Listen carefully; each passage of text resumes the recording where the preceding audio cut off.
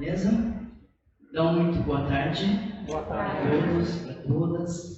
Que bom estar aqui com vocês. Agradecer ao Padre Luiz pelo convite, a toda a coordenação, a equipe aqui.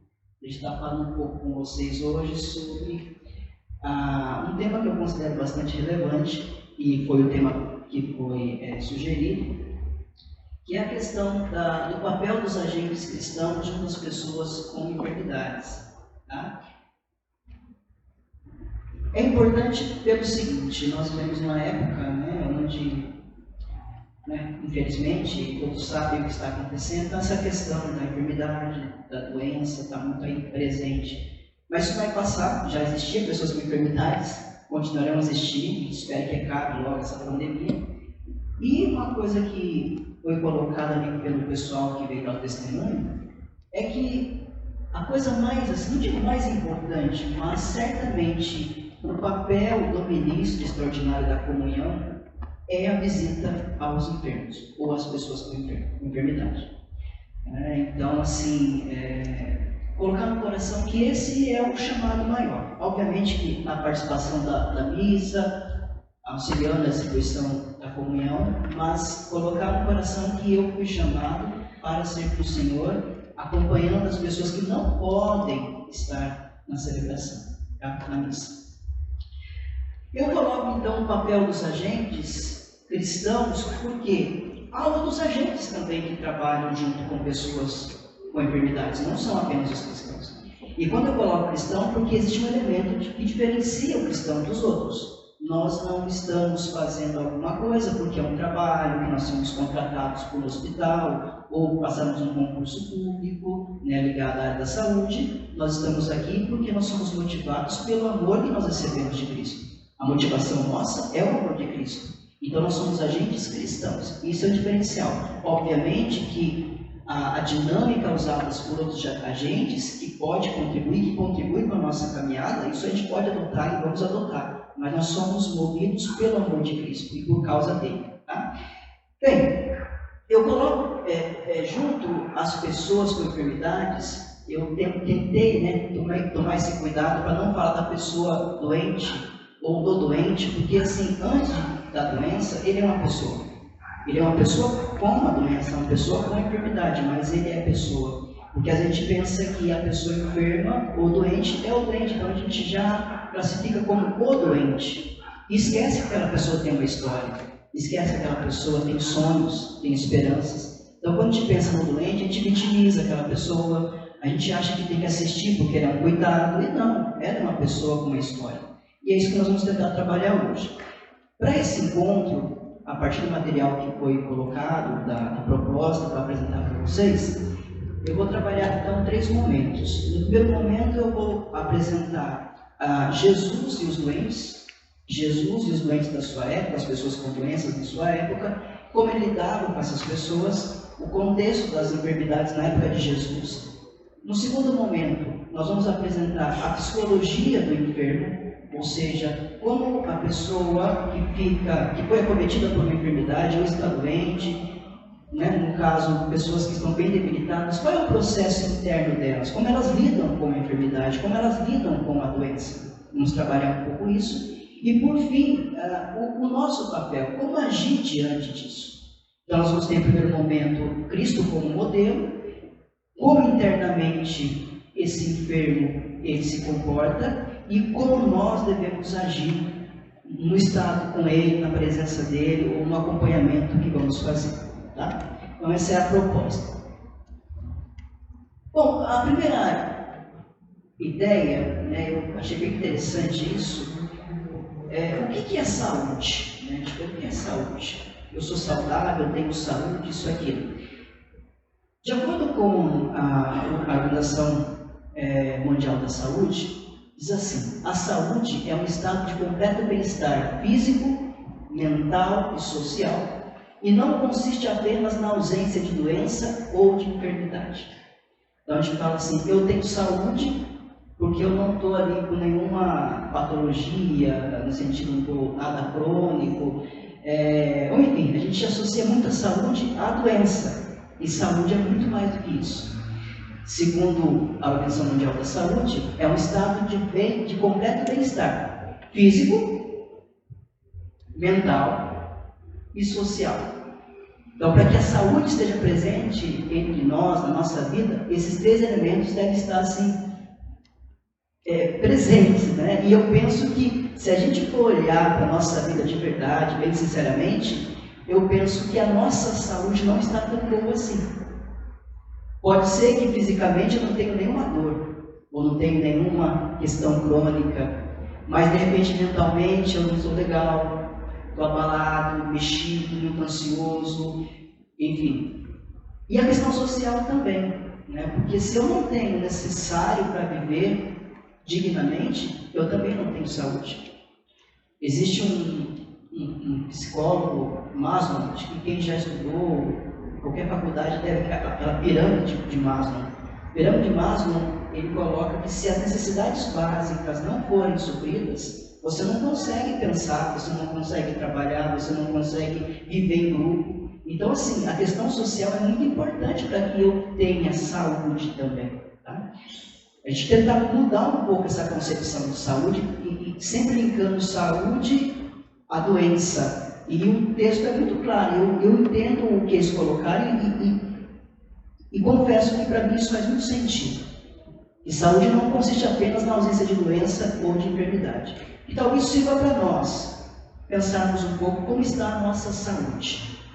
Como está a nossa saúde. Porque como a gente vai querer levar algo para alguém se não cuidamos de nós mesmos? Quando a gente quer cuidar de alguém, a gente deve, antes de mais nada, cuidar de si mesmo. Tá?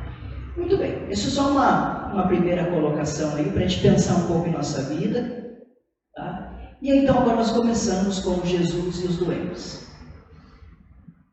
Jesus viveu numa época onde a Palestina, a região que ele morava, que ele vivia, era dominado por um império, o Império Romano. Né? Esse Império Romano ele começou a exercer força naquela região 63 anos antes de Cristo nascer e foi até o ano 400 no Ocidente, até o ano 1300 no Oriente. E era um império muito forte, muito forte. Pensa num grande império que nós temos, num país, grande potência, vamos colocar assim. Só que, de algum modo, embora a gente viva na globalização, cada país tem a sua independência. Não tem um país que domina os outros. Tem ainda, né? Mas, de modo geral, isso não ocorre tanto hoje. Mas naquela época, não. O império que dominava, que tinha exército, que tinha poder, ele dominava os povos todos, e todos os outros povos tinham que ficar sujeitos à vontade dele.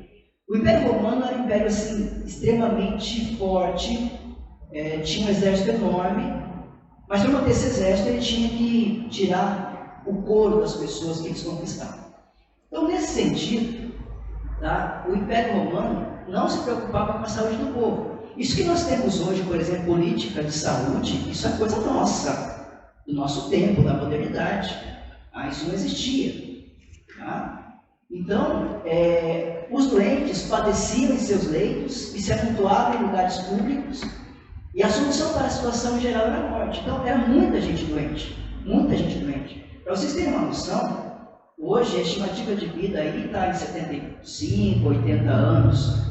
Na época de Jesus, a estimativa de vida era 40 anos. Vivia muito quem vivia 40 anos, tá? Porque não tinha saúde.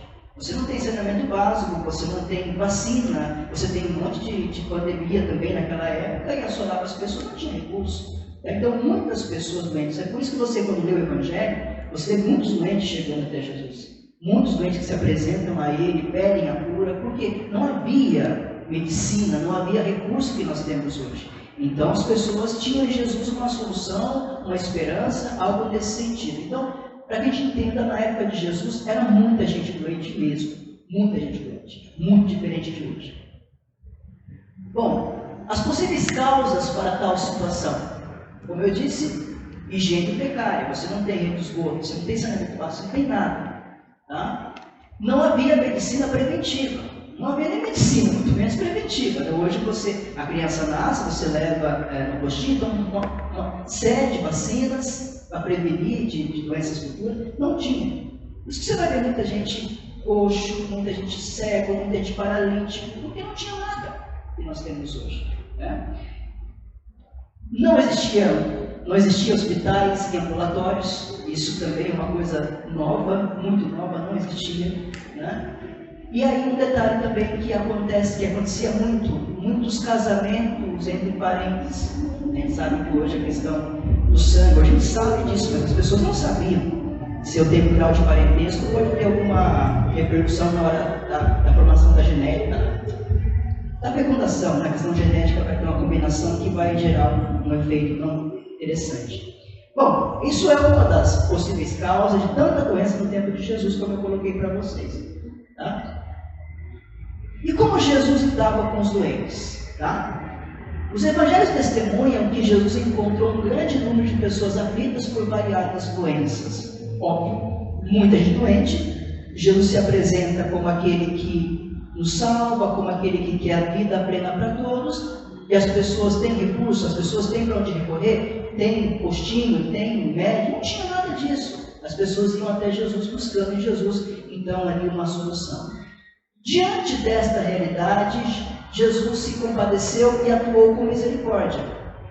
E aqui já começa, talvez, uma reflexão, pensando em nossa vida, tendo Jesus como modelo. Compadecer e misericórdia são palavras distintas, e são distintas no seu significado. Quando eu falo que Jesus se compadeceu, ou que teve compaixão, significa que ele foi afetado, que ele se deixou afetar pela dor daquela pessoa que procurava. Então Jesus era uma pessoa extremamente compassiva, no sentido de ser sensível. Isso me preocupa, né? Assim, pensando hoje, né, a gente tem olhado algumas situações onde as pessoas estão indiferentes ao sofrimento do outro. Parece que a gente está se acostumando com a morte, se acostumando com a tragédia, e Jesus me parece que não foi uma pessoa que se acostumou com a doença. Ele sempre ficava comovido diante de alguém que se apresentava a ele procurando a sua cura. Tá? Então, o Papa Francisco ele colocou num texto recentemente que hoje o mundo vive marcado pela indiferença. Hoje a gente fica indiferente, parece que as pessoas estão indiferentes aos sofrimentos do outro. Não é comigo, dane-se, cada um cuida da sua vida. Cada um faz por onde, eu cuido da minha, você cuida da sua. E numa sociedade que pensa assim, eu acho que está caminhando com um auto-suicídio, porque não existe sociedade que não viva essa dinâmica de um se doando para o outro. Mas me parece que está tendo esse movimento, não só no Brasil, não. Então, o Brasil parece que é escancarado, mas isso acontece no mundo também.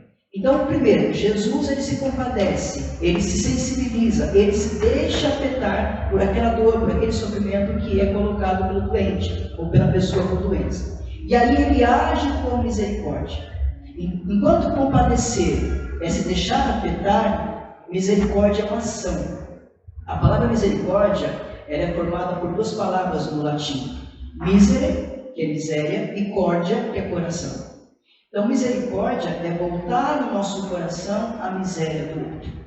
Então, Jesus ele se compadece, ele se deixa afetar pela dor do outro, pelaquilo que o outro apresenta, e ele age, ele se volta para a miséria daquela pessoa. Quando a gente fala, Jesus, lance humilde de coração, nós estamos falando isso para Jesus. Jesus, volte o seu coração para a nossa miséria. Nós temos muitas coisas boas, mas também temos uma dimensão de miséria em nós. Tá? Então, nós temos Jesus que tem esse movimento. E se Jesus é o modelo para nós, se ele é a figura que nós olhamos para segui-lo, eu penso que nós, como ministro, como cristão em geral, mas como ministro extraordinário, esse movimento deve estar presente em nós. Sensibilidade e ação.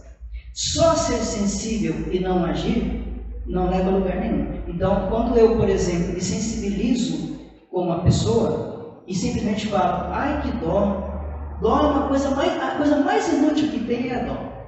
Porque a dó você não se compromete, você fica, nossa, que dó que eu tenho daquela pessoa, mas você não faz nada por ela. Claro que sentir algo já é alguma coisa, mas ficar apenas na dinâmica da dó não vai levar a lugar nenhum. Então, sensibilizei, fui afetado, mas agora eu tenho uma ação. E essa ação é voltada para o outro. Assim como Jesus se volta a nós, nós também nos voltamos para os outros. Seguindo. Aqui tem um detalhe importante mostrando Jesus como um grande terapeuta, e terapeuta aqui, nós vamos entender que é aquele que cuida, tá? Terapia significa cuidado. A gente pensa terapia só como psicologia, mas terapia é tudo o que nós fazemos enquanto cuidado, tentando minimizar o sofrimento do outro, é um tratamento terapêutico, tá? Mas enfim, vamos lá. Os evangelhos ressaltam o fato de que Jesus cura os doentes, e curar significa, antes de mais nada, servir e honrar uma pessoa.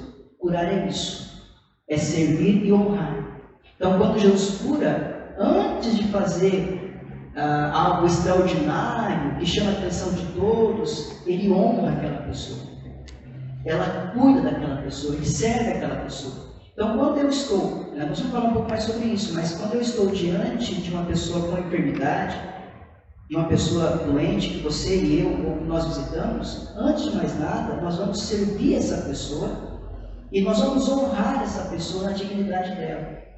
Superar essa visão paternalista de que eu tenho algo a oferecer e ela não tem, que ela é uma coitada, e eu que sou o cara, a pessoa que vai levar algo, não.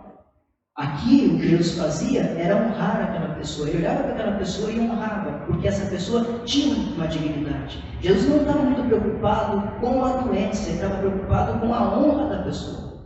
E eu penso que é isso que a gente tem que começar também a pensar e refletir um pouco mais. Atrás, eu comecei a nossa fala falando sobre isso. A pessoa está enferma, ali tem uma pessoa, ali tem uma história, ali tem sonhos. Tá? Não é simplesmente alguém que está numa situação de inutilidade, vamos colocar assim, não é mais útil, já não trabalha, já não produz mais, ela é uma coitada. Não é isso, ela tem uma vida, ela tem uma história, tem uma dignidade, e é isso que Jesus fazia. Ser solícito. Para Jesus, o mais importante, como eu coloquei, é a pessoa do doente, muito mais do que a doença. É a pessoa do doente. E o que falta hoje, né, claro, no campo da saúde, a gente fala muito sobre humanizar os atendimentos. Né? Quando a gente, por exemplo, chega num médico e o médico nem olha para o nosso rosto, né? nem quer saber, não quer investigar simplesmente o que você tem. Virose, e vai lá e faz uma receita. A gente fica mal com isso, porque a gente parece que está sendo contado como mais um, como qualquer um. E nós temos uma história, temos uma vida. E o que importa para Jesus é a pessoa, e é isso que deve ser colocado para nós. São as pessoas que são importantes. A doença dela existe, está ali, mas é a pessoa que nós vamos entrar. Aquela pessoa que tem a sua história, a sua vida e tudo mais. Muito bem. Só para que vocês tenham uma noção, nos evangelhos, o verbo grego terapeuta é traduzido por curar e aparece 36 vezes. Outro verbo grego que aparece 19 vezes é iastai, e sua tradução é sarar. Então você vê muita, quando você pega no texto grego, olha quantas vezes aparece a palavra terapia ligada a Jesus. O quanto Jesus era um grande terapeuta, ele cuidava de pessoas, ele amava pessoas e fazia questão de estar perto delas. Enquanto outros, por exemplo, um leproso que tem que se afastar, ele ia atrás do leproso, ele ia atrás desse leproso. Muito bem. Isso aqui, então, é a primeira parte da nossa fala, para que a gente entenda um pouco Jesus, o seu relacionamento com as pessoas doentes. Mas agora, um outro elemento que também é bastante significativo e que ainda está presente no imaginário de muitas pessoas, é que a doença, uma pessoa que foi acometida por uma doença ou uma enfermidade, muitos ainda pensam que isso é um castigo de Deus. Então, se tal pessoa, não sei se vocês já ouviram isso, a pessoa de repente está lá, num estado grave da sua doença, e alguém fala assim, está sofrendo porque era ruim. Já ouviu isso? Já ouviram, né? Está assim porque era ruim, foi ruim a vida toda, está pagando. Essa visão está no nosso senso comum, mas não faz parte do cristianismo. A doença não é castigo de Deus. Deus não castiga ninguém. Tá? Pode ser uma consequência dos atos que aquela pessoa teve durante toda a vida. Lembra que nós falamos de saúde? O que é saúde? É o bem-estar físico, mental, social. Pode ser que em uma dessas áreas a pessoa não cuidou. e como consequência disso ela está sofrendo, mas nunca ser castigo de Deus. Isso aqui é importante porque quando vocês forem visitar as pessoas enfermas, muitas dessas pessoas ainda carregam em seu imaginário que aquilo que elas estão sofrendo é porque elas fizeram alguma coisa e estão pagando. E aí cabe a nós ter uma sensibilidade enorme. Claro que você não vai endossar o discurso dela, mas se para ela, na imaginação dela, no entendimento dela, aquilo é um castigo, dependendo da situação e da estrutura psíquica da pessoa, se você falar não é castigo, vai gerar um mal-estar ainda maior nessa pessoa.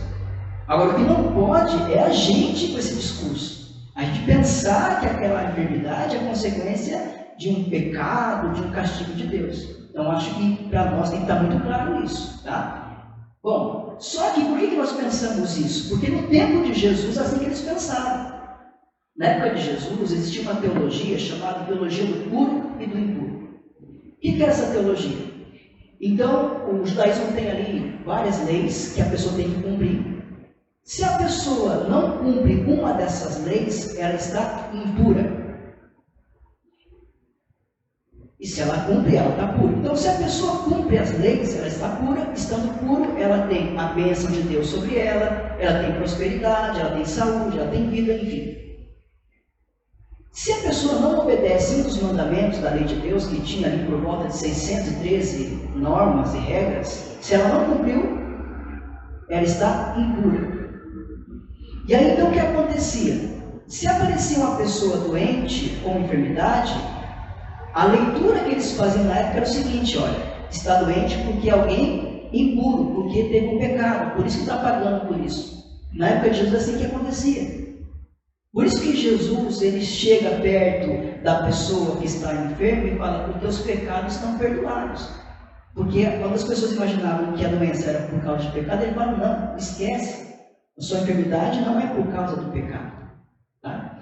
Bem, enfim, já falei sobre isso, não vou ficar retomando, mas para que vocês entendam que na época de Jesus, essa era a leitura que fazia. Se a pessoa está doente, se a pessoa sofre, se a pessoa é pobre, se a pessoa é miserável, tudo isso é um castigo de Deus. É assim que eles mediam se a pessoa era abençoada por Deus ou não, se uma pessoa era pura ou impura. Parece que a gente observa em alguns cantos das nossas comunidades esse discurso ainda. Essa pessoa é pura, essa pessoa é impura. Ainda tem um pouco disso, né? Eu não posso me envolver com tal pessoa porque ela é impura. Eu vou me contaminar se eu me envolver com tal pessoa. Olha uma coisa que foi lá no tempo de Jesus e que o nosso Senhor Jesus Cristo, ele procurou superar. E tem um texto que é bastante significativo para entender essa mudança, essa visão diferente de Jesus e o que ele vem ensinar. Evangelho de João, capítulo 9, do 1 ao 3. Ao passar, Jesus viu um cego de nascença. Seus discípulos lhe perguntaram: mestre, quem pecou? Este homem ou seus pais, para que ele nascesse cego? Está vendo a ideia de que a enfermidade está ligada ao pecado? Disse Jesus: nem ele, nem seus pais pecaram, mas isso aconteceu para que a obra de Deus se manifeste na vida dele.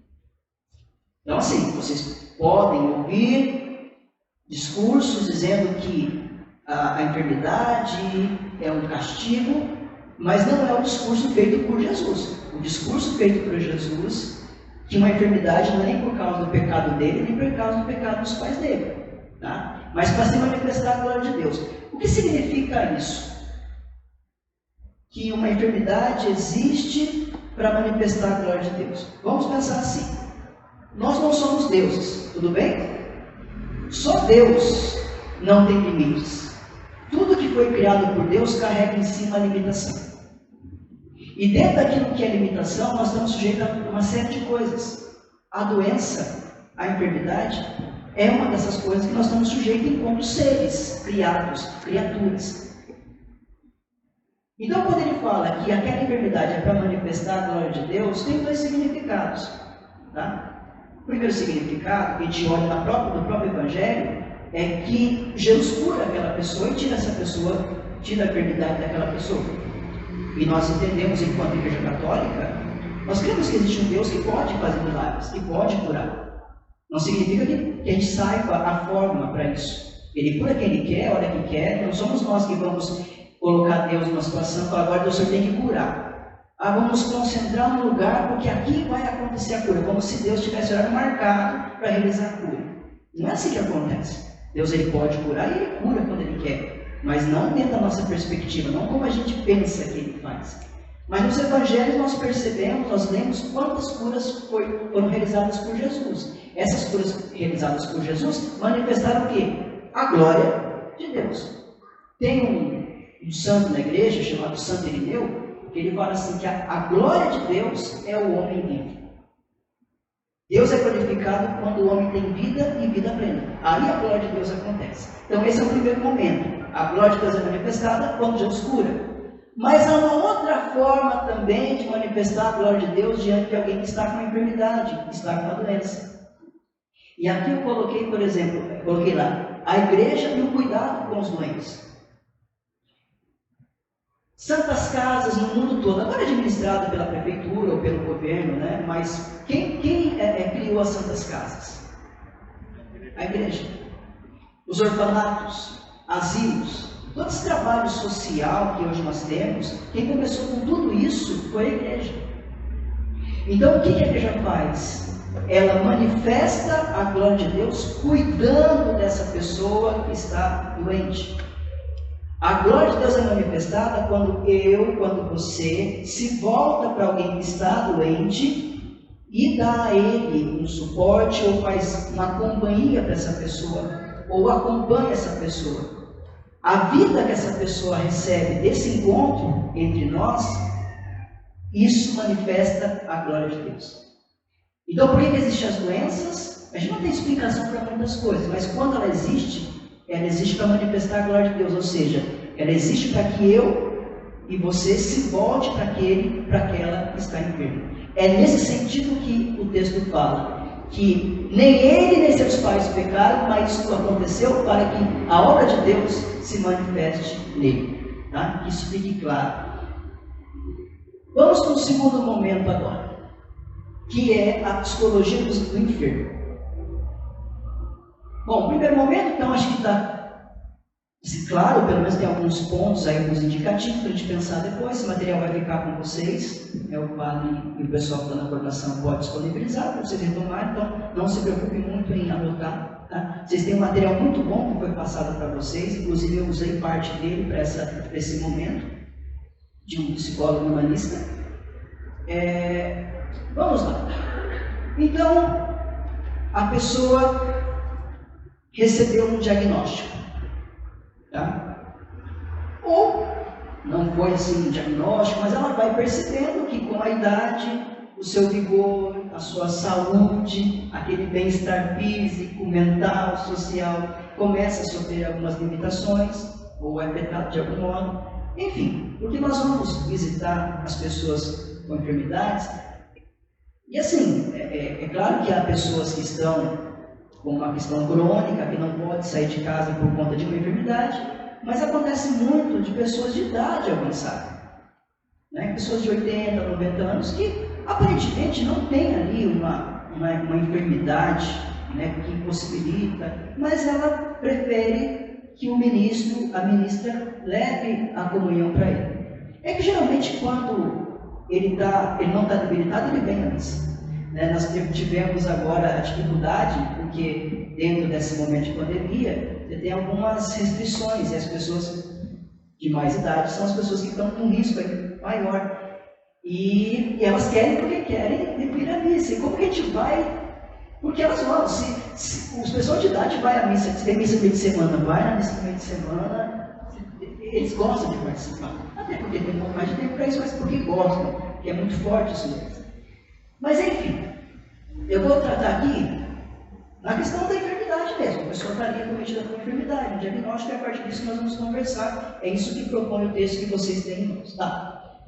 Primeiro, a doença é um fator que traz desajustes e desequilíbrios na pessoa do doente e em sua família. Então, quando alguém é diagnosticado, ou quando alguém começa a apresentar algumas questões, não é somente a pessoa acometida pela enfermidade que sofre, é a família toda.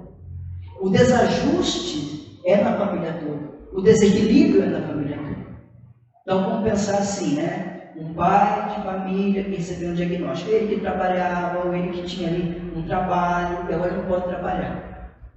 Né? Ou vice-versa, pode ser uma mulher também, que também tem o seu trabalho, e por algum motivo não pode mais, porque a doença não permite. Isso gera um desconforto, isso gera um desequilíbrio, desestrutura toda a casa. Então, quando a gente pensa na enfermidade, nós temos que pensar que a doença ela gera um desequilíbrio e desestabiliza aquilo que está estabilizado. É só. Eu não preciso ir longe para falar sobre isso, né? Você, de repente, aí, tá uma dor de cabeça terrível, né? Você não consegue trabalhar.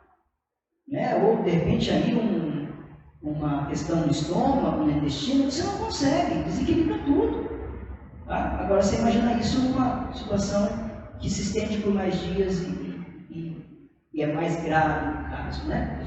Bom, então o primeiro fator, desajuste. Segunda questão aí que a gente coloca, né, dentro desses desajustes, acontecem aí, ó, a pessoa tem a sensação de abandono. Esse abandono muitas vezes ela se sente abandonada por Deus. Por que todo mundo está bem e eu não estou? Tá? Medo do desconhecido, né? Por quê? O que vai acontecer? Será que isso vai se agravar? Será que eu vou sofrer? Isso vai doer? Eu vou ter dinheiro para pagar o tratamento? Então, tudo aquilo que eu desconheço, eu começo a ter medo. O medo ele acontece por conta disso, né? O medo acontece quando eu não tenho controle sobre alguma coisa. Então, se houve um desajuste, um desequilíbrio, naturalmente o medo vai surgir, porque as coisas fugiram do meu controle. Começa também a existir, dentro da psique do enfermo, a sensação de punição, de culpa. Sabe esse imaginário que nós temos de que a doença é porque fizemos alguma coisa errada no passado, porque estamos pagando por alguma coisa? Isso está na gente, é cultural. A gente estuda e tenta alertar as pessoas para superar isso, mas não é uma coisa que é superada tão facilmente. Você aprendeu isso desde criança, você tem 40, 50 anos e o tempo todo você ouviu isso. E para mudar isso não é de uma hora para outra. Então as pessoas, quando estão ali com diagnóstico ou algo nesse sentido, elas começam a achar que aquilo é uma punição que ela está vivendo e ela se sente culpada. Então, se ela tem culpa por alguma coisa, ela aceita aquela punição.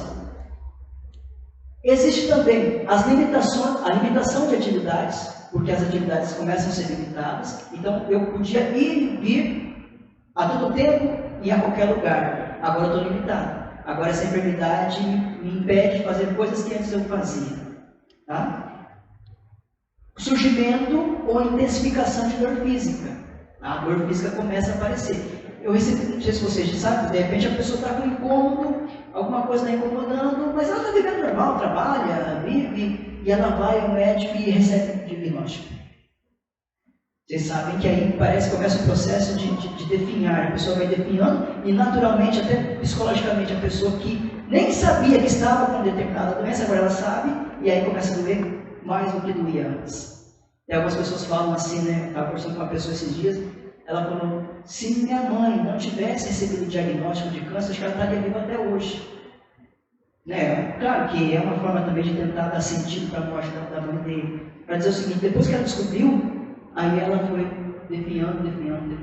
Né? Então a gente sabe que depois que a pessoa recebe o diagnóstico, de fato, psicologicamente ela fica abalada. Se a questão mental não está boa, a imunidade abaixa mais ainda, e aí então fica mais suscetível ao agravamento da dor física. Né? Então, veja, é isso que passa na cabeça de uma pessoa que foi acometido ou que está aí com o diagnóstico. Talvez algum de vocês já foi diagnosticado com algo nesse sentido, já superou, graças a Deus também, mas estou colocando de modo geral, isso aqui não é algo personalizado, isso aqui é uma estatística, um estudo psicológico para ver como se comporta a maioria das pessoas frente a uma doença, a uma enfermidade. Vou avançar. Fatores que contribuem para os desequilíbrios emocionais, que também estão aí no livro do material que vocês receberam. Claro, a sensação de abandono. Então, se eu tinha a sensação de pertencer ao grupo, eu tinha a segurança daquele grupo. Se agora eu estou enfermo, eu não posso ir e vir, eu já não produzo como antes, eu começo a me isolar. E aí eu começo a ter essa sensação. Não que a pessoa de fato esteja abandonada, mas é a sensação de abandono. Essa questão da subjetividade nossa é interessante. Assim, às vezes a coisa que está fora de nós é uma realidade e nós interpretamos aquilo de maneira totalmente diferente. Então a pessoa não está abandonada. A família está junto, sempre esteve, tem o mesmo amor que tinha antes, mas por uma questão psicológica, ela vai começar a ter uma sensação de abandono. De que de repente a esposa já deixou de lado, que os filhos já não estão mais presentes. Isso acontece internamente. De novo, né? Na verdade é o mesmo slide, né? Só lá eu coloquei tópicos. Tá? Vou explicar, porque aqui eu coloquei ele no texto corrido e aqui eu coloquei em tópicos, mas é a mesma coisa. Eu não vou ficar repetindo. Aí surgem algumas interrogações e a comunicação consigo mesmo.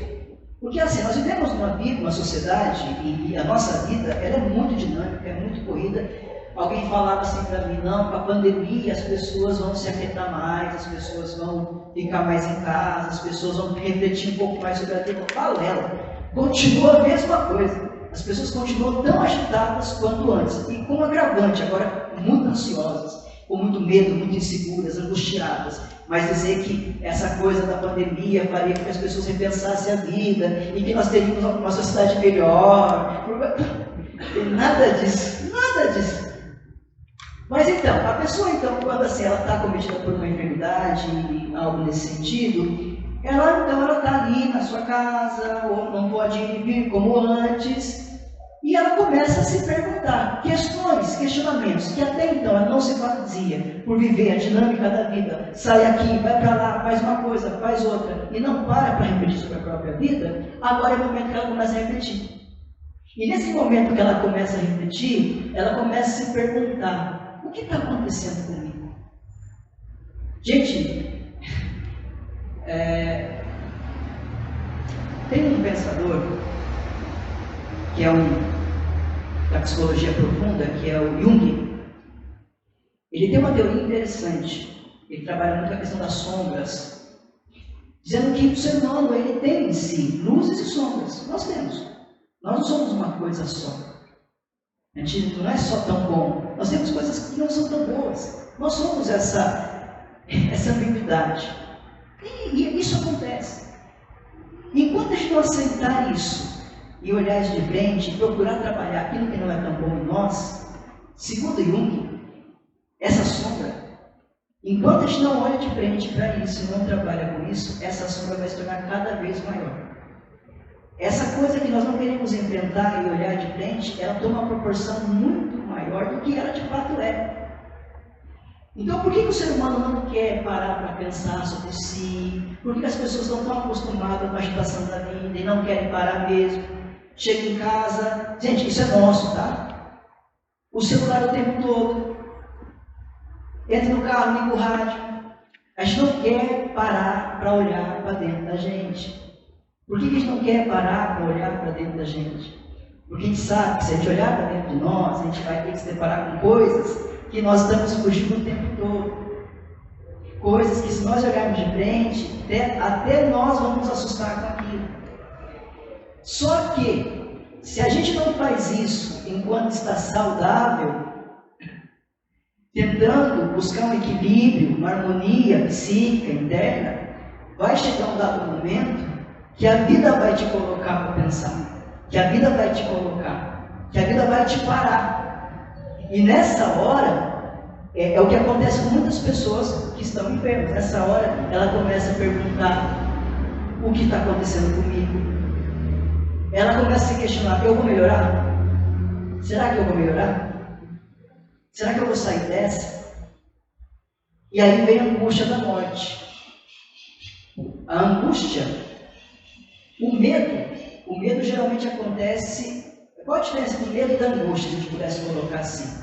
O medo é medo de alguma coisa que eu sei o que é. Então eu tenho medo de falar em público. Existe um objeto. E isso é o medo. A sensação é a mesma, mas no medo eu tenho um objeto, no qual eu temo. A angústia, eu não tenho objeto. Porque eu estou angustiado, não sei porquê. Já aconteceu isso? Eu estou numa angústia, mas eu não sei porquê. A sensação é a mesma, é aquele mal-estar, aquele incômodo, aquela dor no peito, mas eu não sei porquê. Quando eu sei porquê, aí é medo. A angústia, ela surge diante da morte, porque alguém conhece a morte? Alguém sabe como é a morte? Tem um pensador que diz assim: quando eu existo, a morte não existe. Quando a morte existe, eu não existo. Ou seja, ninguém aqui experimentou a morte. Você se deparou com o fenômeno da morte em outras pessoas, mas você não experimentou a morte. Então, quando eu existo, a morte não existe. Quando a morte existe, aí eu não existo mais. Claro, não existe nessa dimensão, tá? Mas por que que o tema morte, a questão morte gera tanta angústia? Porque se trata de algo desconhecido. Não sabemos como é. Então começa a surgir, isso tudo começa a surgir nesse momento. Então, por que nós estamos colocando isso? A psicologia do enfermo, a psicologia da pessoa doente. Porque quando você for visitar alguém, ela pode estar passando por tudo isso. E não adianta você chegar lá e falar assim: não, tudo vai ficar bem, isso vai passar. A gente vai até trabalhar um pouco sobre isso agora. Gente, a gente precisa, antes de mais nada, respeitar o momento e o processo psíquico vivido pelo enfermo. Mais do que falar alguma coisa, de achar que vai chegar lá e vai falar alguma coisa e que vai levantar o astral dessa pessoa, nada. O que você e eu precisamos fazer diante de alguém que está enfermo é escutar o que ele tem para dizer, escutar a história dele, não vê-lo como um coitado, mas vê-lo como uma pessoa que tem a sua história, que está sofrendo e que está passando por tudo isso dentro dela. Dá um turbilhão de coisa dentro dela. Vamos seguir. Psicológico, tudo esse que eu coloquei está no material que vocês receberam, tá? A pessoa doente, ela sente-se ameaçada pelo quê? Pela própria enfermidade. O que vai ser depois disso? Ela vive a experiência da finitude. Enquanto nós estamos bem, enquanto não tem nada que nos incomoda, a gente até acha que a gente é um ser infinito. A gente não para pensar na nossa finitude quando as coisas estão bem. Quando as coisas estão bem, a gente está vivendo a vida. Vivendo. Por que você de repente fala: não, amanhã eu vou fazer tal coisa, o mês que vem eu vou fazer tal coisa? Quem garante que amanhã você vai estar? Quem garante que no mês que vem você estará vivo? Mas a gente vive a nossa vida como se a gente não fosse finito. Como se a gente vai fazer, a gente vai realizar. Eu vou viajar. É claro que nós temos que programar, temos que ter esperança, e isso faz parte. Não estou falando que não devemos, mas estou dizendo que essa dinâmica, de algum modo, ela impossibilita essa reflexão sobre a nossa finitude. Nós somos seres finitos. Nós temos finitudes, nós temos limitações. E no momento da doença, a gente começa a olhar de frente e começa a perceber que de fato nós somos seres finitos. E começamos a ter essa experiência da finitude. Tá? É uma coisa fácil de viver? Não. Mas se porém, nós tivéssemos uma reflexão diária ou de tempos em tempos, pensássemos que nós somos seres finitos, nesse momento derradeiro da nossa vida, talvez não sofreremos tanto. O sofrimento ele aumenta porque nós não estamos habituados a pensar sobre determinada coisa. Tá? Então, aqui uma sugestão. Então, sentimento de solidão, como eu falei para vocês, uma ordem interna. Ela tem assistência do pai, da mãe, do filho, da esposa, do marido, enfim. Só que ela internamente acha que ela está sozinha. É um processo dela. E não adianta você querer falar para ela assim, olha, mas está aqui, ó, a sua esposa não deixou você do lado, os seus filhos te visitam. Para ela, internamente, ela está abandonada. Porque ela já não faz parte desse mundo saudável, ela já é uma pessoa de uma outra condição. Tá? E aí surge também sentimento de inutilidade e peso. Essa pessoa começa a sentir que ela é inútil e que ela é um peso para a família. É um peso para o marido, é um peso para a esposa, é um peso para os filhos, enfim, isso acontece, tá? Esse material, como eu falei, está no texto que vocês receberam. O que nós estamos colocando aqui é para que a gente entenda que isso acontece, que isso está presente. Quando eu vou visitar alguém, eu preciso entender que ele tem o seu processo. Isso aqui não é matemática, isso aqui não é regra. Há pessoas que lidam diferente com a enfermidade. Mas assim, a grosso modo, na maioria, esses sintomas aparecem. Esses movimentos internos aparecem. Tá? Nós estamos falando da parte da maioria. Por isso que é importante, de novo, a escuta atenta. Porque se você tem uma escuta atenta, você consegue, de algum modo, perceber o movimento psíquico daquela pessoa. É claro, eu não sou psicólogo, como é que eu vou saber? Claro que não é para fazer uma análise, né, um diagnóstico, nada, mas de repente você percebe. Você percebe no olhar. A gente não percebe no olhar, estou falando aqui. Não, estou falando que vocês estão fazendo isso, tá? Mas como vocês estão com máscara, o olhar de vocês fala muito. Eu só tenho o olhar de vocês para capturar como vocês estão recebendo a minha informação.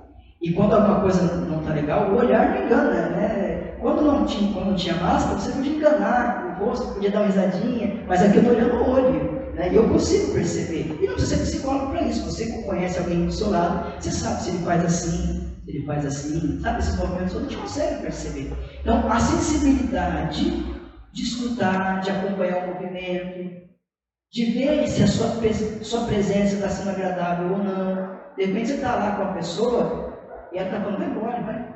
Talvez ela não fale isso porque ela é educada, mas o corpo dela mostra que ela não está confortável com você ali. Não, mas eu tenho que rezar um terço com essa pessoa agora. Não, gente. Eu preciso ter sensibilidade de entender e ler o corpo dessa pessoa, mesmo que ela não fale. Tá? Eu até coloquei isso. Tá? A gente tem que estar atento. Existe também, além desses mecanismos ou essa dinâmica psíquica da pessoa com enfermidade, nós temos aquilo que nós chamamos de mecanismos de defesa. Todos nós usamos mecanismos de defesa. A questão da defesa é uma questão de sobrevivência. Eu não vou falar das outras realidades da vida que a gente usa o mecanismo de defesa, mas eu vou colocar o enfermo. Tá? Mas o mecanismo de defesa é uma forma de aliviar a ansiedade. Como a ansiedade está presente, eu não sei o que vai acontecer, tudo é desconhecido, eu vou usar algum mecanismo para tentar aliviar essa ansiedade que está indo. Tá? Quer ver? Você chega alguém e te acusa de alguma coisa, você sabe o que você fez, não é isso? Aquilo gera uma ansiedade, mas o que você faz para tentar aliviar aquela ansiedade? Começa a encontrar justificativa. Não, mas não foi bem isso, você está entendendo errado. É um mecanismo de defesa. Só que isso acontece de maneira diferente na pessoa com enfermidade. Tá? Primeiro, você tem a regressão. A pessoa começa a fazer exigências afetivas. Isso acontece muito. Eu estou colocando aqui, eu não estou apresentando casos, eu não tenho tanta experiência aqui também para apresentar tantos casos, mas algumas pessoas que eu acompanhei. De repente a pessoa que ele sofreu um infarto, foi diagnosticado com câncer, ou com uma questão nesse sentido, né, nessa gravidade. Algumas pessoas começam a ter um movimento infantil.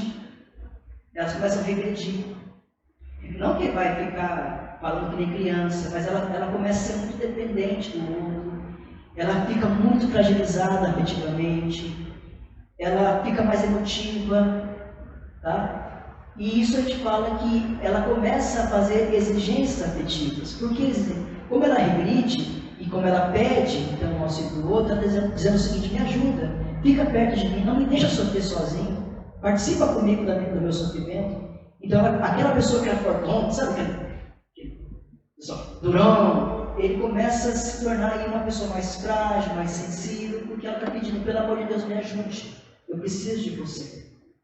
Esse é um dos movimentos. Formação reativa, essa pessoa também se torna mais agressiva. Muitas vezes a pessoa, por não conseguir lidar com aquilo, ela começa, de fato, se tornar um pouco mais agressiva. Isso acontece bastante e nós precisamos entender isso.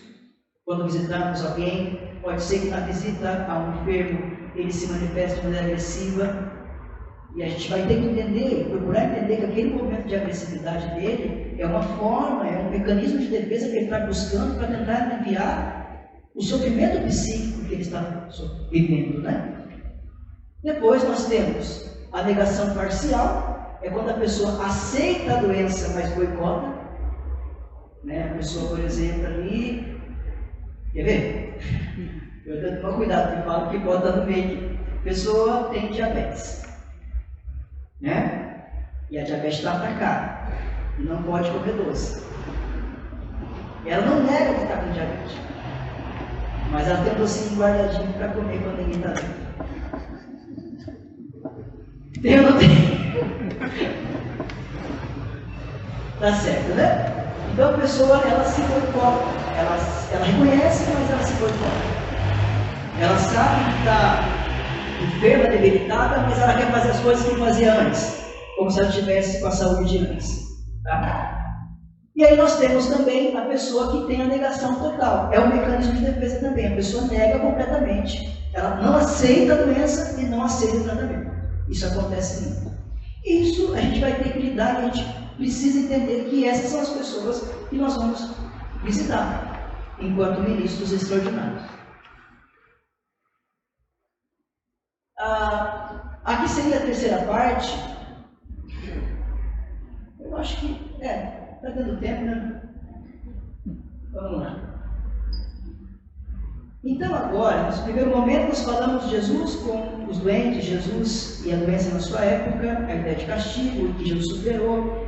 Falamos da psicologia do enfermo, que vocês têm aí no material que receberam. E agora nós vamos falar ao lado da pessoa com doença. Acho que aqui entra, de fato, uma questão muito prática para a gente, para nós que estamos preparando para o ministério e para visitar os doentes. Então, como seria a nossa presença? Como seria essa ação junto a essa pessoa que está enferma, que tem essa dinâmica psíquica, esse mecanismo de defesa? Como seria então? Tá? Então, primeiro, visitar e acompanhar o doente, partilhar a verdade do doente e carregar a pessoa doente, carregar o irmão. Então, vamos lá. Visitar e acompanhar a pessoa doente.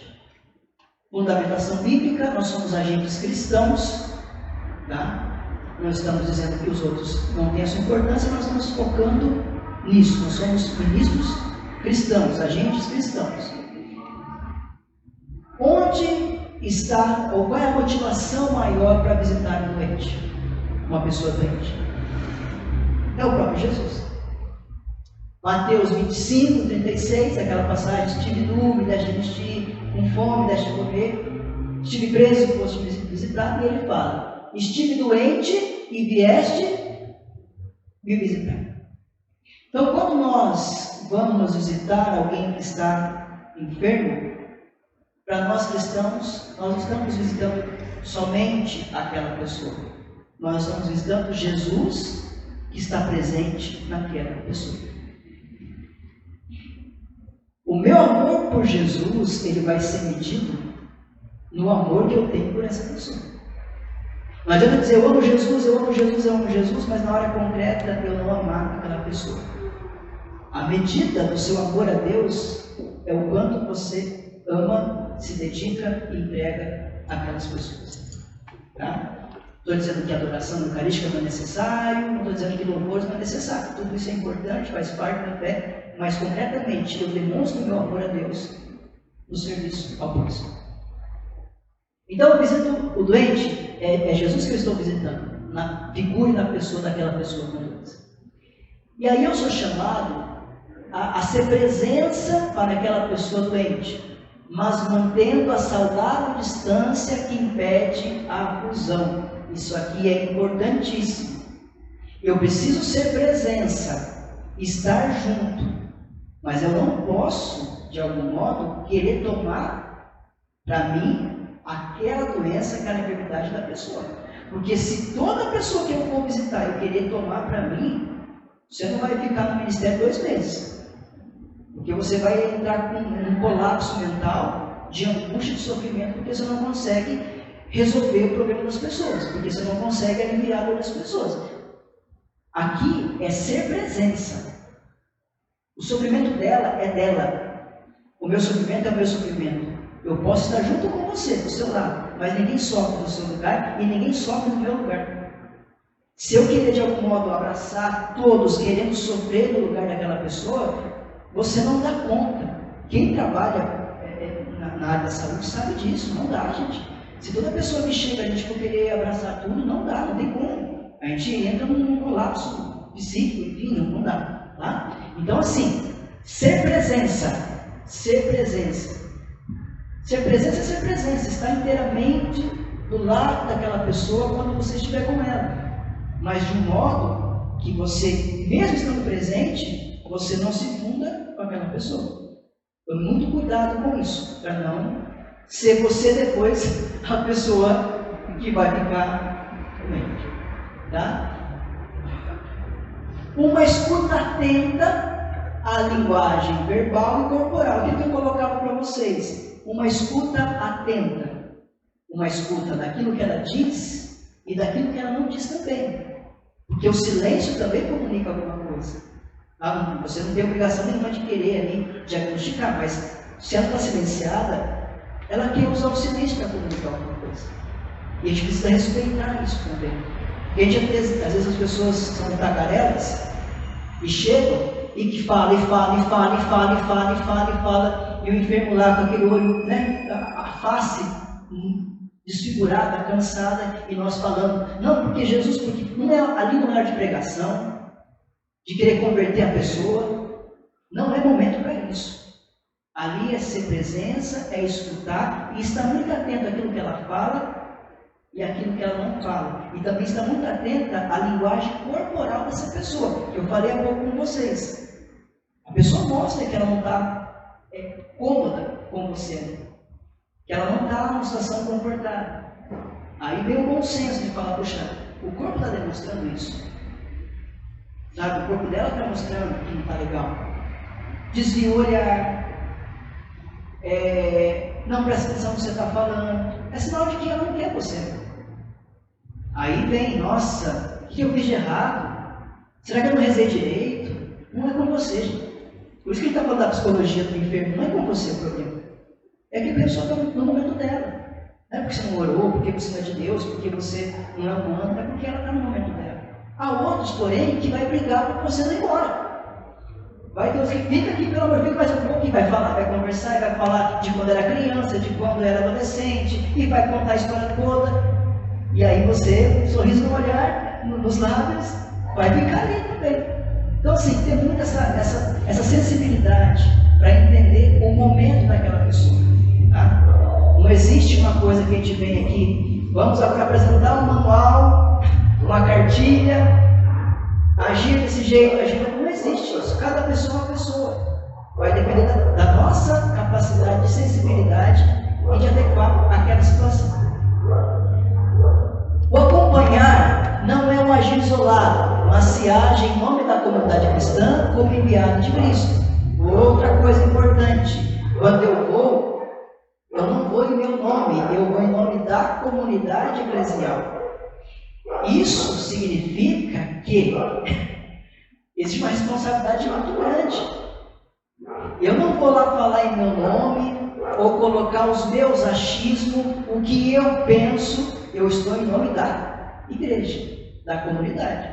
Porque se eu for lá querer agir em meu nome, falar em meu nome próprio, pensar e colocar minha opinião, se alguma coisa não der, ou alguma coisa acontecer ali e não for bem recebido, ele vai bater aqui casa paroquial, na secretaria, vai chamar o padre e vai entrar com o processo.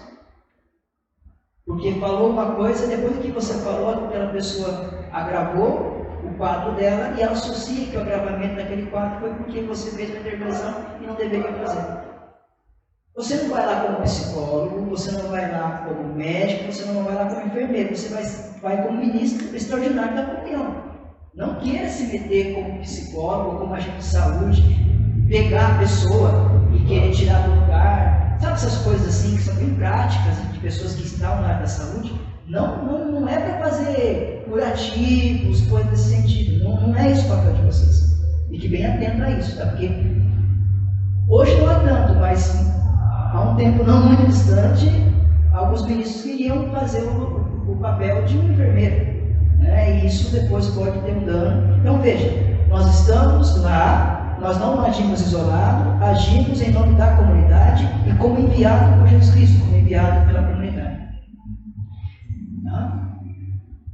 Aí você pode falar, mas eu sou da área da saúde, eu sei como fazer. Se você for lá como agente de saúde, você faz como agente de saúde. Mas como ministro, você vai como ministro. Ah, mas a pessoa caiu no chão, o que eu faço? Claro que você vai ajudar a pessoa. Não é para ser tão radical, não posso fazer porque eu sou... Dá para entender, né, gente? Pelo amor de Deus, senão...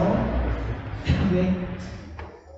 Bom, partilhar a verdade do doente. Isso aqui é um ponto importantíssimo também. Isso não está no material de vocês, está no outro material que eu busquei.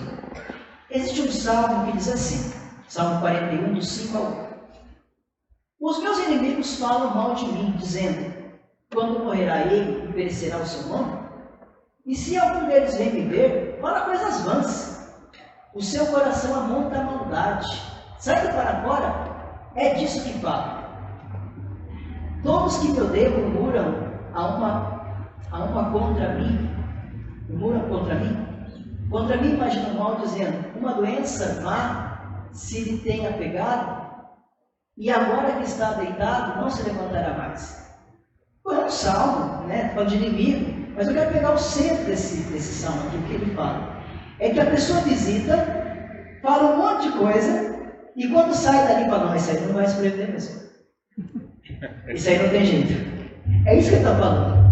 De você não ser verdadeiro com a pessoa. Na hora, não fala isso, você está tão bem. Você sabe que a pessoa não está bem, você fica falando. É isso que o salmo está falando. Fica ali, fala um monte de coisa vã e depois sai e fala, olha, uma doença má, se ele tenha pegado e agora que está deitado, olha, não vai levantar mais não, isso aí não passa de amanhã. Mas lá para ele, você fala, não. Isso é partilhar a verdade com o doente. Não é para chegar para, nossa, a pessoa fala, eu vou morrer amanhã, vai mesmo, acho que vai morrer hoje. Não é isso, gente, tá? Não é nesse sentido. Mas não ficar inventando coisa que não existe. Você não é médico para diagnosticar. Como é que você vai falar? Não. Tá? Então é isso que o Salmo fala, a ideia de partilhar a verdade do doente. Então assim, né? O que acontece? A pessoa fala alguma coisa e quando você fala assim, mas o que dizes? Né? Não pode falar isso não. Não fala isso. E a pessoa, você sabe que não está bem. Né? Não pense nessas coisas.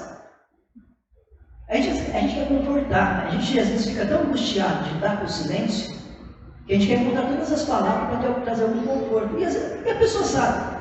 A pessoa sabe, gente. Uma coisa eu falo para vocês. A pessoa enferma, a pessoa que está em estado ali definhando, ela sabe que não está bem. Você não engana o enfermo. Você não engana a pessoa doente. A pessoa que está doente, ela sabe que o dia dela está chegando. Ela sabe que a saúde dela está chegando no seu... Ela sabe disso. Então não adianta você querer vir com conversa para tentar agradar a pessoa. Então, ou seja, não é para falar que ela vai morrer mesmo. Mas também não é para falar que não é nada. Isso não é nada. Isso é bobeira. Para de falar isso. Isso que significa não partilhar a verdade do doente. Opa, deixa eu botar aqui. Bom, tudo isso, quando a gente começa a falar coisas que não existem, querendo confortar, dizendo, não, para. Tudo isso acresce a insegurança do doente, alimenta as suas dúvidas e, sobretudo, deixa sozinho em um momento crítico e decisivo de sua existência, ao ponto de fazê-lo sentir-se traído pelos seus. Ou seja, você foi lá, disse para ele que estava tudo bem, ele estava lá, por exemplo, ele estava sentindo que não estava bem. E você fala, não, está tudo bem. Ela começa a ter uma confusão dentro dela, porque ela está sentindo que não está bem, você fala que está. Só que o que vai acontecer? Ela não está bem mesmo. E aí quando eu começar a gravar a situação dela, o que ela vai sentir? Que você é um traidor. Que você enganou ela. E aí a angústia dessa pessoa aumenta muito mais. Então, ao invés de fazer um serviço pastoral, você faz um serviço. Você coloca mais sofrimento nela ainda. Então, gente, entende? Não precisa se preocupar. Seja presença. Seja presença. Esteja do lado. É isso que importa. É isso que importa. Como ministro, quando acabar essa pandemia, de voltar a visitar os doentes, vocês vão levar a comunhão. Vão ter um momento lá onde vocês vão ler o texto do Evangelho. Você vai, se depender da situação, convidar a pessoa a partilhar aquele momento. É isso. Você não é um agente de saúde, você é um agente cristão acompanhando alguém que está enfermo. Tudo bem?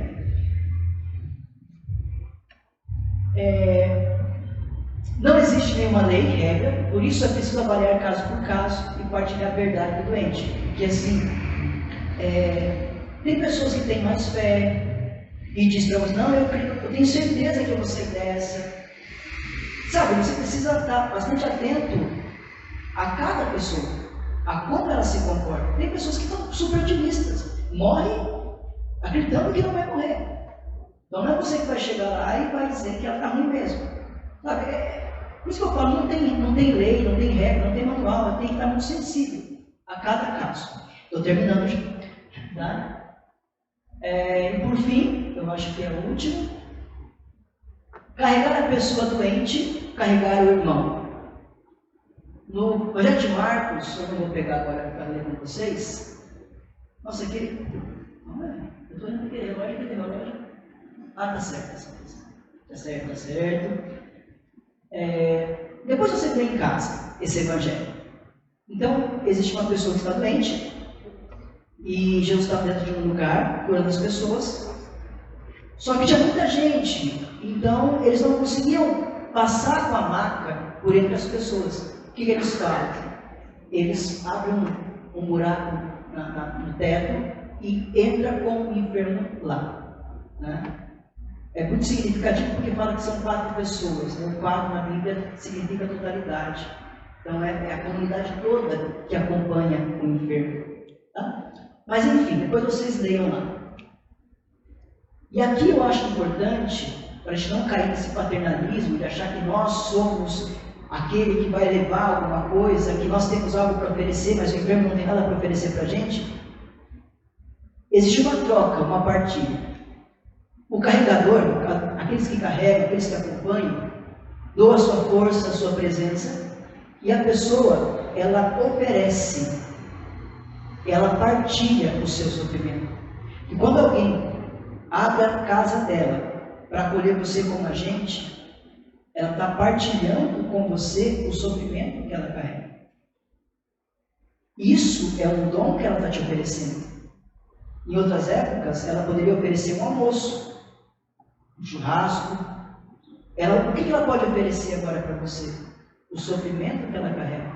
É a doação que ela está colocando para você. Então aí tem uma troca.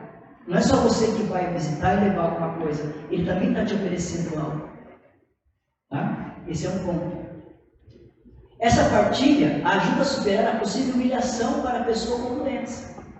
Porque a pessoa que está cometendo por doença, a vida já está se sentindo ferida, já está muito mal. E se ela não tiver nada para oferecer também, que seja partilhar o seu sofrimento, ela sente como alguém que está só recebendo, e ela se sente humilhada por conta disso, porque não pode oferecer nada para ninguém também. Então, quando você entende que aquilo que ela está apresentando é um dom que ela tem, a gente supera esse sentimento de humilhação do próprio doente, dizendo, eu não posso fazer nada, eu estou aqui para ser cuidado apenas. Tá? E por fim mesmo, a experiência eclesial de sentir-se membro do mesmo corpo. Existe uma teologia de Paulo que fala que todo batizado, ele faz parte do corpo místico de Cristo, que é a igreja. Jesus é a cabeça e todos nós somos os membros. E todos nós, igreja, somos parte desse corpo.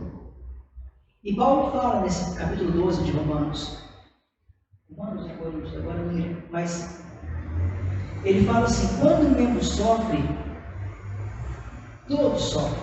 Pensando na analogia do corpo, pensando no corpo nosso. Então, por exemplo, eu bati o dedo na quina, alguma coisa assim. Não é só o dedo que sofre, o corpo todo sente. Mas se eu saboreio uma boa comida, tenho aquele prazer de saborear uma coisa gostosa, não é só meus lábios, minha boca que sacia ou que tem esse prazer, o meu corpo todo sente prazer. Essa é a teologia que Paulo faz, dizendo o seguinte: olha, enquanto igreja, nós não estamos vivendo uma individualidade, um individualismo, de modo que aquilo que afeta um, se afeta você, tem que me afetar também. E aqui, nesse acompanhar a pessoa com enfermidade, essa realidade apresentada por Paulo se faz muito concreta. Porque se eu visito alguém que está enfermo, eu estou dizendo o seguinte: se você sofre, eu sofro junto com você. Eu não estou sofrendo o seu sofrimento, e nem posso sofrer no seu lugar. Mas eu estou sendo solidário a você que sofre por isso, porque nós fazemos parte de um mesmo corpo, o corpo místico de Cristo, que é a igreja. Tá certo? E acabei. Acabou mesmo. Não sei se tem tempo ainda, não sei se tem alguma pergunta para ser feita. Tem isso ainda. Não, eu só quero saber se daquilo que foi colocado, eu sei que é bastante conteúdo, vocês terão esse conteúdo para depois rever, mas daquilo que foi dito, alguma coisa não ficou clara, ou alguma pergunta, ou alguma contribuição que vocês podem trazer, né? Talvez alguém que já vive essa realidade, ou acompanha pessoas nessa situação, que pode contribuir para enriquecer a nossa fala aqui agora. Sim? Vou lá, por favor.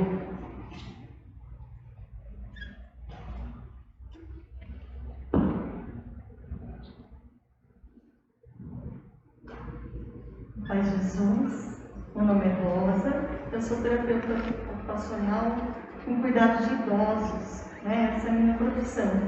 Mas eu queria só contribuir com a sua colocação que as pessoas, elas ficam muito fragilizadas e necessitadas mesmo desse apoio que você colocou, né? Eu já estou há mais de 10 anos com idosos e hoje, de acordo com a nossa realidade, até por causa da pandemia, essa ansiedade e tudo, as pessoas estão cada vez mais tristes, em solidão, né? Sensação de fracasso. Então, a gente vai de encontro com aquele que é pobre mesmo, que às vezes o filho, o sobrinho, ou a mãe, ou alguém não tem mais ninguém. Eu sou sozinha, ou estou sozinho. Então, eu queria só ampliar que a gente vai mesmo com esse olhar atento à necessidade do outro, né? Não, a gente pode até contribuir, mas o mais importante é levar o Cristo, né? E eles estão mesmo muito necessitados. Eu acho que as pessoas estão cada vez mais envelhecendo com o tempo. Com 95 anos, meu paciente a domicílio. Então a gente tem que entender a história deles e tentar ajudar só por hoje, né? Só por hoje que eu visitei você aqui, eu quero ser um apoio e um auxílio, né? Na sua realidade. Eu acho que é isso que eu queria contribuir. Tá? Muito bom, obrigado. Obrigado mesmo.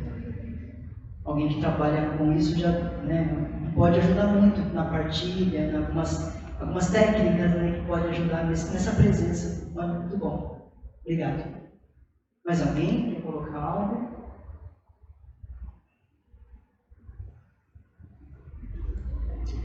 Você não está assustado, não, de boa, né? Tranquilo.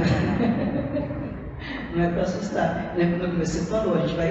Aqui é um processo, eles são candidatos ao ministério. Esse é um processo. Obviamente que eu falo, eu acho que isso não é para mim. Isso existe para isso mesmo, para esse processo ser feito. Mas eu penso que, tendo o padre presente, acompanhando vocês, os candidatos também ao diaconato, eu acho que a gente consegue, sim, de algum modo, acompanhar, desenvolver essa habilidade, né, enquanto agente cristão.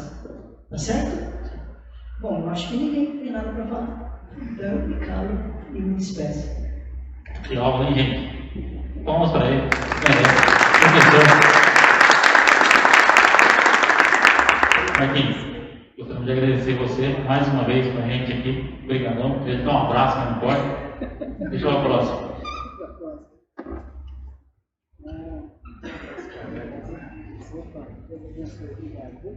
Obrigado, gente. Obrigado pela paciência e pela presença de vocês. Obrigado a você, Marquinhos. A gente vai disponibilizar o material que passou aqui no slide também lá no grupo, tá? O material que tem com vocês também a gente vai colocar lá, junto com a gravação do vídeo.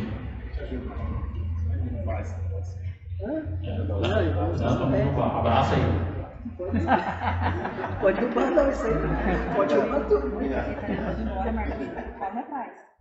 Pessoal, então, assim, devido à palestra dele ser uma excelente palestra, ele tem essa dinâmica de professor bem legal, então a gente pulou algumas coisinhas hoje, a gente só vai apresentar para vocês hoje. Então, o Reni e Carol, vocês podem trazer para a gente o... Pode ser ao vivo. Obrigado.